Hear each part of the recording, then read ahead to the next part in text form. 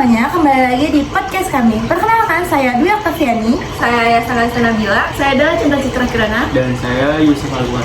Di sini kami akan membahas mengenai ambruknya Pondok Pesantren Al-Ghazni. Pertama-tama saya akan menanyakan pendapat dari Ayasa tentang kasus tersebut.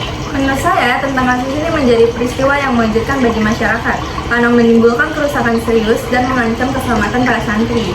Oke, selanjutnya saya akan menanyakan pendapat dari Cinta mengenai kasus tersebut. Oke, menurut saya sendiri ini adalah sebuah kasus yang tidak usah diperbesar-besarkan lagi karena kasus ini kita tahu adalah sebuah musibah yang tidak dapat kita prediksi kapan akan terjadi. Dan dari pihak keluarga sendiri sudah mengikhlaskan kepergian anak-anaknya karena menganggap kasus ini adalah sebuah musibah.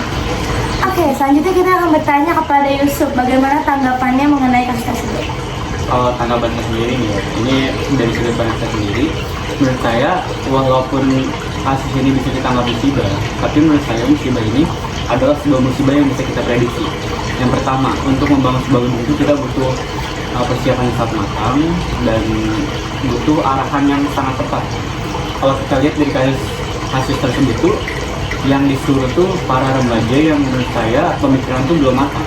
Kenapa? Mereka tuh nggak tahu resiko apa yang bakal terjadi. Mereka tuh pemikiran mereka tuh masih dangkal. Nah, yang kedua, walaupun orang tua mereka tuh sudah mengikhlaskan kepergian anaknya, menurut saya pesantren tersebut harus tetap dituntut. Mengapa? Karena yang dilakukan oleh para petinggi-petinggi pesantren tersebut itu melanggar hak asasi manusia. Yang kita tahu tuh para remaja tuh tugasnya untuk belajar, bukan mengambil resiko seberat itu. Oke, dari ketiga narasumber saya dapat menarik kesimpulan bahwa sebenarnya ambruknya Pondok Pesantren Al-Ghazni ini adalah musibah yang bisa diprediksi.